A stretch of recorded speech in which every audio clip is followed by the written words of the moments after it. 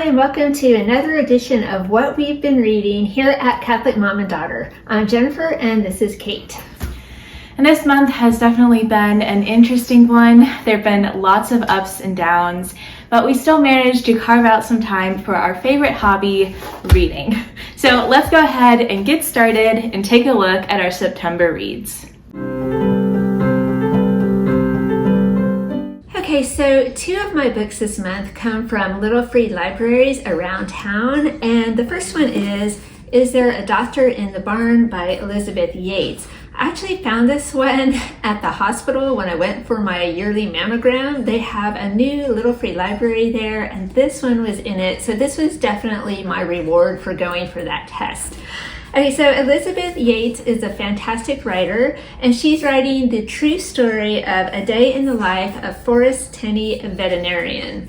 So she takes you through his typical day, starting on an emergency call at 5:15 a.m. and then going with him, all the places he goes, all the people he meets, all the cases he treats. So it's very interesting that way. But at the same time, she also takes you back in time and gives you his whole life story. He starts out growing up on a farm. She talks about his schooling, how he got interested in becoming a vet. He actually started vet school in Canada, but then he got sick and he transferred to Ohio where he became a veterinarian.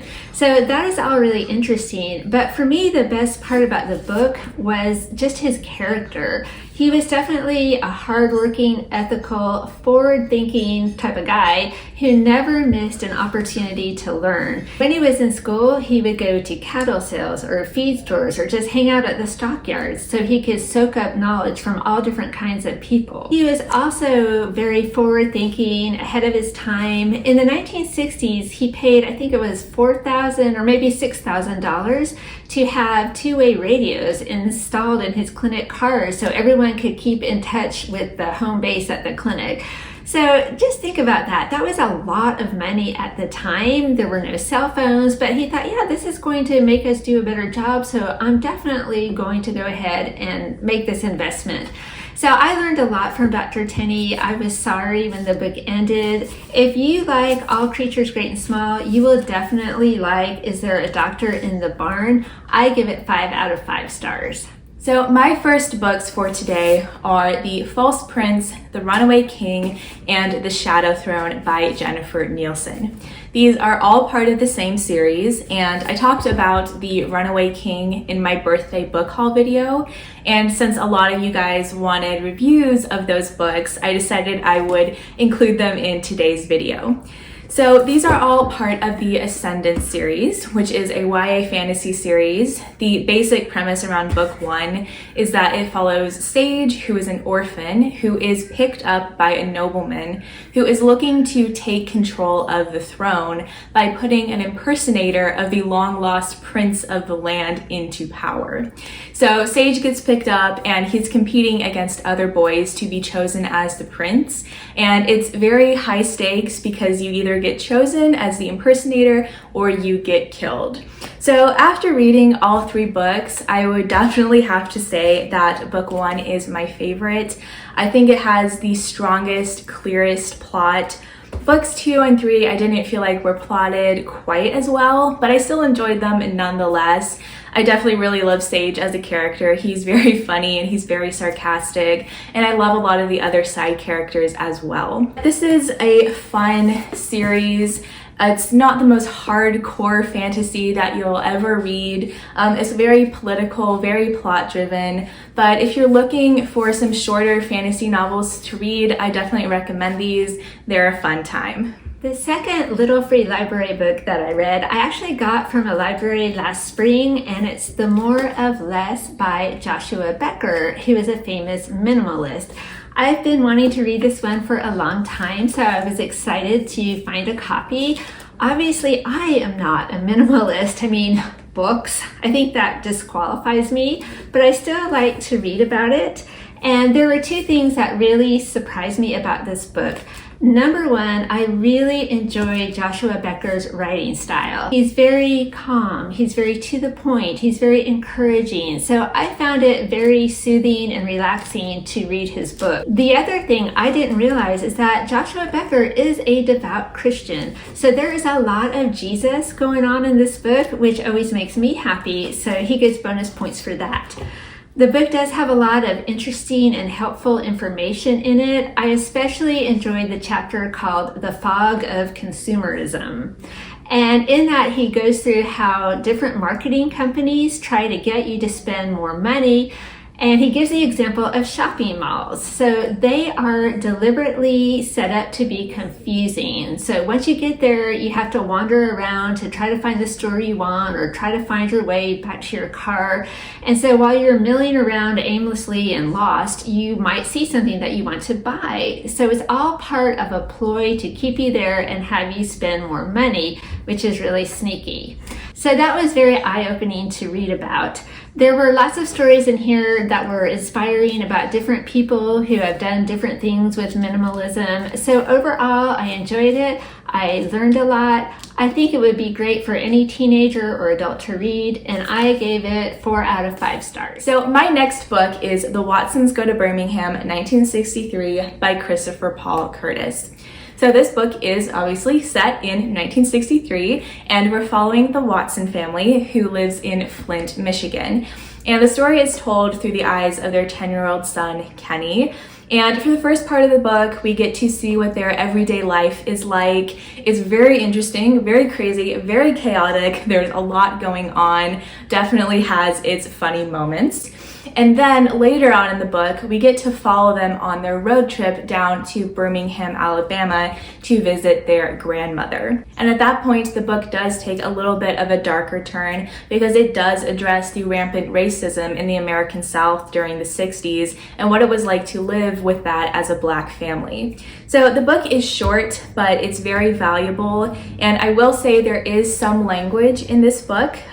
It's present, but it's not too extreme. So just know that going into it. But honestly, I would absolutely recommend this book. It would be a great read for high school. We both loved it here. Definitely 5 out of 5 stars. If you can get your hands on a copy of this book, do so and read it. Next up for me is the book Saint Giana Mola, Wife, Mother, and Doctor. So if you're not familiar with Saint Giana Mola, she is a modern day saint. She was canonized in 2004 by John Paul II. She was a wife, a mother, a pediatrician. She died in 1962 after her 4th pregnancy. While she was pregnant, she was diagnosed with uterine tumors, and the doctor said, "Oh, we've got to take your uterus out. You have to have a hysterectomy. That way we can save your life." And she said, "No, I'm not going to abort my baby. If it's a choice between me and the baby, choose the baby." She did deliver the baby at term and then had the surgery, but sadly she died of a post-op infection.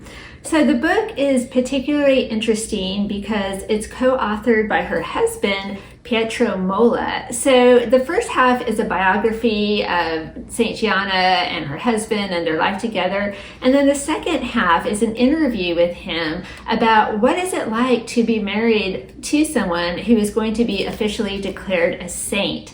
So I thought that was just fascinating. He talks about how at first he was very unsure about sharing his wife with the whole world. He had beautiful memories of her and he wanted to protect his children from the press and the pressure and following the canonization process, all the miracles. Anyway, the book has a lot of beautiful pictures of Giana with her children. It has some of her letters, some prayers that she wrote. In addition to being a pediatrician, she was heavily involved in a Catholic movement at the time called Catholic Action, so you hear her take on different topics. So it's a really great book, definitely a different type of book, a different perspective. So I recommend it for teenagers and adults. I thoroughly enjoyed it, and I would give it maybe like 4.5 out of 5 stars. So my last book today is The Squary Pilgrims by Eleanor Spence. So if you've seen some of our recent homeschooling videos for this year, you'll know that we're studying the history of Australia. And this book is a tale of the Australian bush, so it seemed fitting. So this one follows Arabella Braithwaite, who is an English woman, and a group of orphans as they basically pick up their entire lives and transport them over to the other side of the world, from England to Australia, to start a new and better life. So this book is an absolutely fascinating historical book, but it's also an extremely sweet story as well. It is great, a very living history type of book. It shows you how hard life was during the Industrial Revolution in England and what it's like to sail all the way across the ocean to the other side of the world, the convict transport to Australia, what it's like to try to start a completely new life from absolutely nothing. So it's a great book to get a look at what that was like and look at that time period. The characters are also a lot of fun. All of the children have all sorts of different personalities, so it's really fun to follow them. And I also think a lot of ages would really enjoy this book. It could be good for elementary or middle or high school. It's definitely a great one to have for living history and to have on your historical fiction bookshelf. I am down to my last book, which is Shoeless Joe by W.P. Kinsella. Have you ever seen that old movie with Kevin Costner called Field of Dreams? If you have seen that movie, which I've always been so intrigued by, this is the book that the movie was based on. It tells the story of Ray Kinsella, who is a farmer in Iowa growing corn. He's also an avid baseball fan, and he starts hearing a voice that says, "If you build it, they will come," which is very odd. And it is a baseball field, and they are the 8 Black Sox baseball players who were thrown out of baseball in 1919 for supposedly rigging the 1919 World Series. The book is as delightfully odd and weird and wonderful as the movie. There are some differences between the book and the movie. In the book, Ray's wife Annie is a very delightful supporting character, but she doesn't have a really large role. In the movie, Ray's wife Annie is definitely a political activist and very opinionated and a very strong woman, so there's that difference. The book also goes into a lot more detail about the different men who played on the team, so I thought that was just really interesting. Now, I want to say this book has a couple, like 3 or 4 sentences and a couple of paragraphs that might be rated PG-13, so definitely be aware before you hand it off to maybe some of your younger baseball fans. But anyway, I really enjoyed it. I love the movie. I love the book. So I'm giving this one 4.5 stars. I found it at a used book sale, and I'm heartily glad that I bought it. So what were our favorite books from this month? If we had to pick one out of all the ones that we've read so far, which one did we like best? So it's a really hard call, but for me, I'm going with Is There a Doctor in the Barn? I just love Elizabeth Yates's writing. I love the story, so I think this was my favorite. And I'm not sure. Picking a favorite is so hard when it comes to books. Maybe this one, but I don't know. There's been a lot of good books this month. It would be hard to choose. Kate is undecided. They were all good. So that's a look at what we've been reading this September. Let us know in the comments if you have read any of these books or if you have other ones that you would like to recommend. So we hope you enjoyed today's video. Thank you so much for watching, and we'll see you next time. Bye.